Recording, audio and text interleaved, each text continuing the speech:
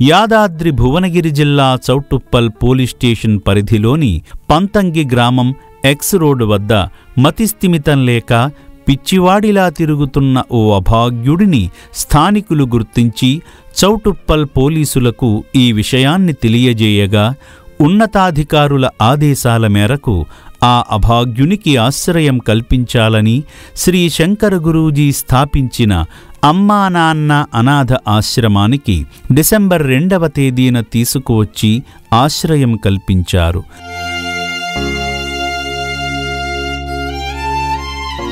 ముందుగా ఈ అభాగ్యుడిని వైద్యశాలకు తీసుకువెళ్లి అతని BP, sugar levels, oxygen levels వంటి ప్రాథమిక ఆరోగ్య పరీక్షలు నిర్వహించి చికిత్స ప్రారంభించారు.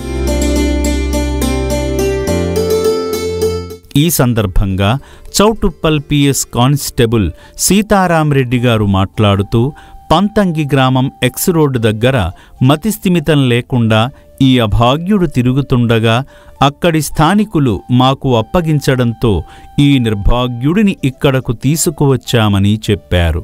నా పేరు సీతారాంరెడ్డి, నేను చౌటుప్పల్ పిఎస్లో చేస్తాను. ఈ వ్యక్తి పంతంగి గ్రామం ఎక్స్ రోడ్ దగ్గర మతిస్థిమితం లేకుండా తిరుగుతుండగా అక్కడున్న లోకల్ వాళ్ళు మాకు అప్పగించడం జరిగింది. మేము వెంటనే ఇతన్ని అమ్మా నాన్న ఆశ్రమంలో జాయిన్ చేయడానికి తీసుకురావడం జరిగింది.